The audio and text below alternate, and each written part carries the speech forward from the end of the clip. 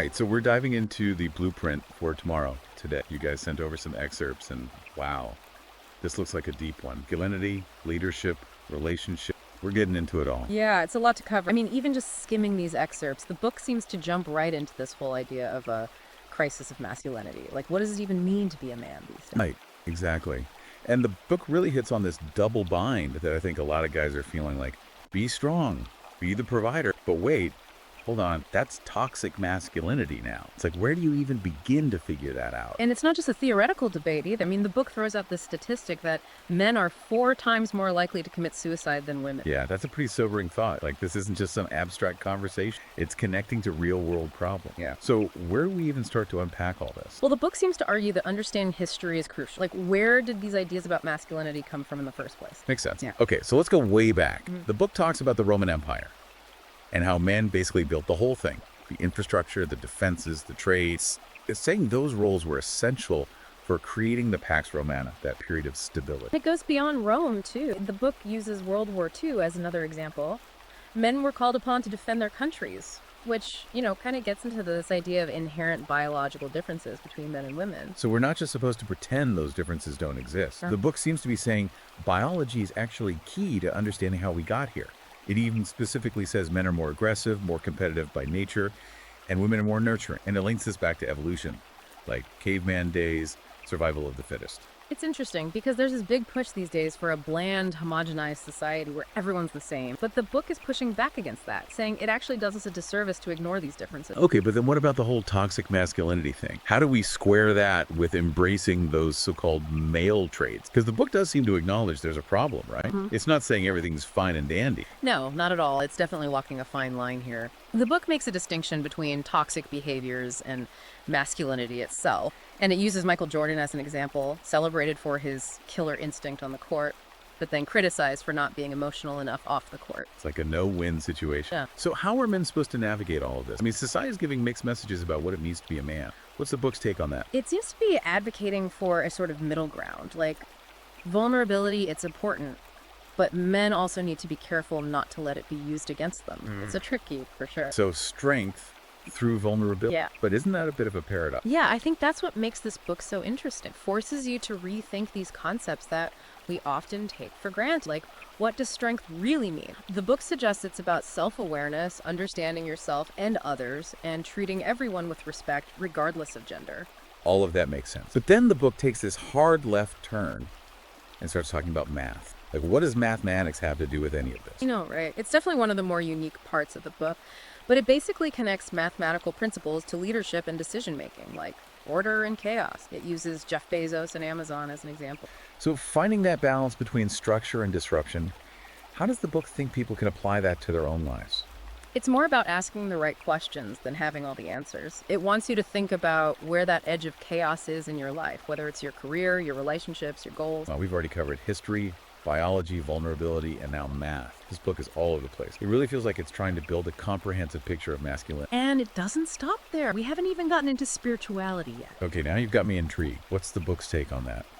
Well, it argues that spirituality actually enhances masculine strength and gives you a sense of purpose, especially in a world that can feel pretty meaningless. So it's not about any one religion in particular. You got it. It mentions different faiths like Christianity and Hinduism, but it's more about the broader idea that spirituality can provide a framework for understanding your place in the world. I'm seeing a theme here. Like, this whole book seemed to be about reclaiming and redefining masculinity in a way that actually makes sense for today's world. Absolutely. It's about acknowledging the challenges, but also remembering those core values that have always been important. And it's not just about individual men, right? The book seems to argue that strong, well-adjusted men are essential for a healthy society as a whole. Oh, absolutely. And that leads right into the next section, where it gets into male leadership and the importance of male-led. Okay, so before we jump into all of that, let's take a quick break, and we'll be right back to dive even deeper into the blueprint for tomorrow. All right, we're back and ready to dive deeper into the blueprint for tomorrow. Before the break, we were talking about male-led communities and how important they are for guys to find that sense of belonging, of purpose.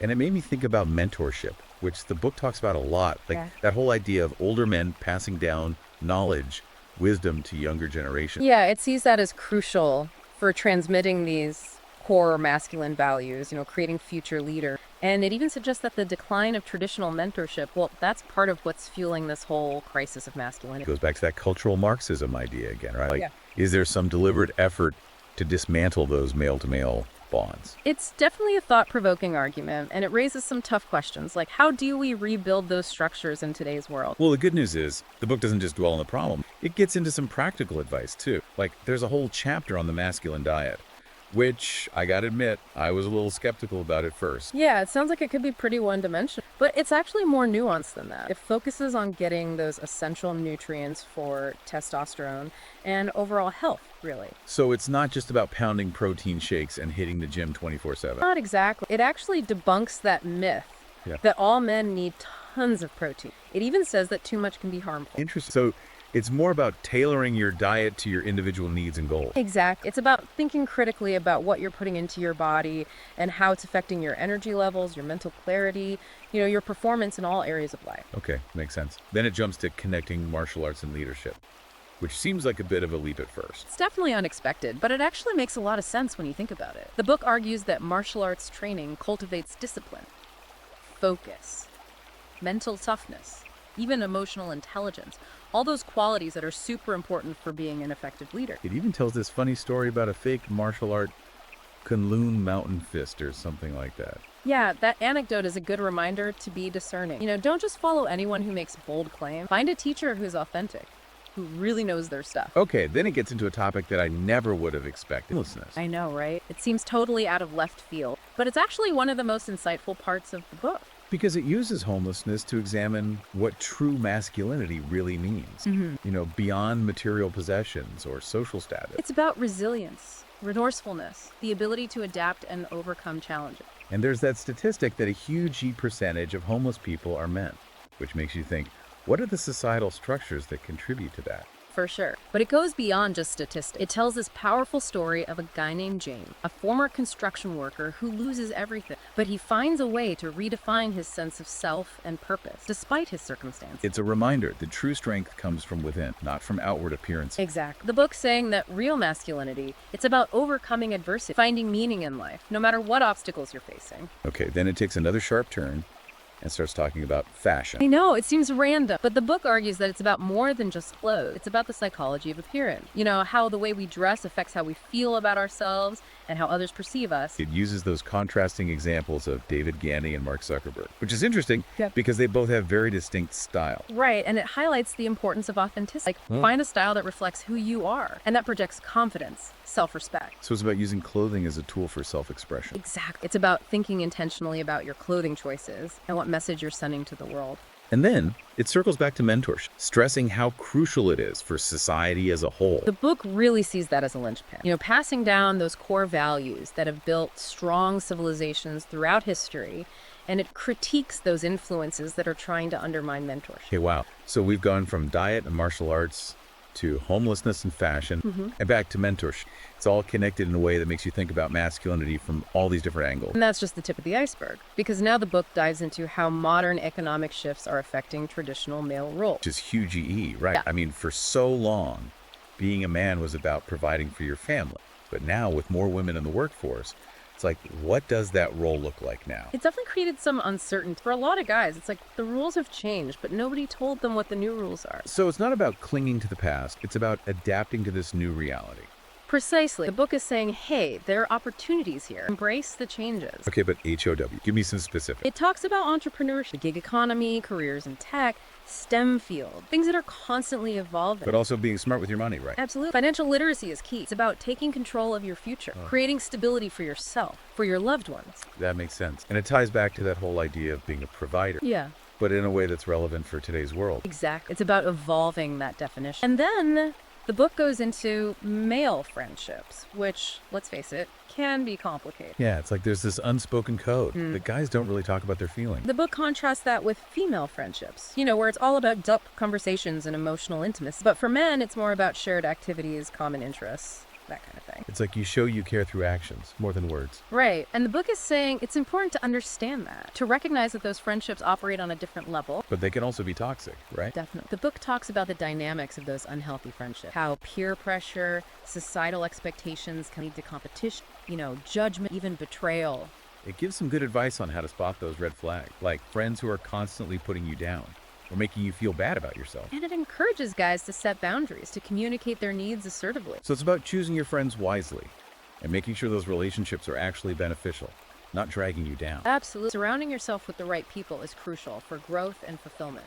Okay, here's where things get really interesting. The book brings physicists into the discussion of leadership. I know it sounds wild, but it actually makes a lot of sense. It's about connecting those principles of physics, like momentum, gravity, antimatter, to the principles of effective leadership. For example, it talks about how a leader needs to create momentum, like a force propelling the team forward, but also provide gravity, a grounding force that keeps everyone aligned. It uses Steve Jobs as an example, who was definitely a visionary leader. And then there's the concept of antimatter, which represents the shadow self, those darker aspects of our personality. That we usually try to hide. Exact. But the book's saying that confronting those shadow sides, it's actually essential for growth, for becoming a more effective leader. So it's about acknowledging and accepting all parts of ourselves. Exactly. Even the parts we don't like. This book just keeps blowing my mind. It's like history, biology, psychology, spirituality, economics, now physics. It's all weaving together to create this whole new way of looking at masculinity. And the best part is, it doesn't tell you what to think. It encourages you to question your assumptions, to come to your own conclusion. Well, we've covered a ton of ground in this part of our deep dive, and there's still more to explore in The Blueprint for Tomorrow. We've only scratched the surface of this book. So before we move on to the final part, I want to give you, the listener, a chance to reflect. What's standing out to you? What ideas are challenging your own perceptions of masculinity? Welcome back to our deep dive into The Blueprint for Tomorrow. It feels like we've been through a whirlwind of ideas, right? From history and biology all the way to, like, physics in the shadow self. Yeah, this book is definitely a trip. It really makes you re-examine what it means to be a man today. There's this one last concept I want to dig into that I think brings everything together. The covert contract. It seems to be at the heart of the book's argument. It's a really interesting idea. Basically, it's this unspoken agreement between men and society. Okay, so what's the deal? What are the terms of this contract? It's like men are expected to be strong, stoic providers, protectors, put their emotions aside, prioritize everyone else's needs, work tirelessly for their families, for society, and in return, they get respect, status, a sense of purpose. So it's like a trade-off. Men give up a part of themselves in exchange for validation from society. Exact. And for a long time, this contract, it worked. It gave men a clear path, a sense of belonging. But the book's saying that this contract is no longer being honored. What do you mean? Like, men are still expected to hold up their end of the bargain, but society isn't holding up its end. That's the whole point. The book's arguing that men are still expected to be those providers and protectors, but the rewards they were promised, the respect, the status, the purpose, those are fading away. It's like they're told to play by the old rules, but the game itself is completely changed. Exact. The book suggests that all the shifts we've talked about, feminism, the changing economy, the blurring of gender roles, they've all contributed to this breakdown of the covert contract. And it's this breakdown that's fueling the crisis of masculinity. That's what the book is saying. Men are feeling lost and disillusioned because they're stuck in this game. They can't win. They're working hard, but they're not getting that recognition, that fulfillment that they were promised. So what's the solution? This covert contract is broken. How do we fix it? Like, do we rewrite it? The book doesn't offer a simple solution, but it suggests that we need to redefine masculinity itself. Like, what does it mean to be a man in the 21st century? So it's about moving beyond those traditional roles of provider and protector and embracing a more multifaceted view of what it means to be a man. Yeah, it's about encouraging men to explore their unique strengths, their passions, find fulfillment in their work, their relationships, connect with their emotions, their spirituality. But it's not just about individual men changing, right? Society needs to be on board too. Absolutely. The book argues that we need strong, well-adjusted men who can express their masculinity in positive ways, for society to function properly. It's like a call to action for both men and the society. Exactly. Men need to step up and redefine what it means to be a man, and society needs to support them on that journey. In this book, The Blueprint for Tomorrow, it's like a roadmap for that journey, right? That's a great way to put it. And if you want to explore these ideas further, you can find it on Amazon Kindle or Google Play Books. Well, that brings us to the end of our deep dive. It's been quite the journey exploring all these ideas about masculinity. It really makes you think. And hopefully it sparks new insights for you, the listener. What resonated with you most from this deep dive? What challenged your perception? And what actions will you take to embrace and redefine masculinity in your own WN life? Keep those questions in mind and keep diving deep.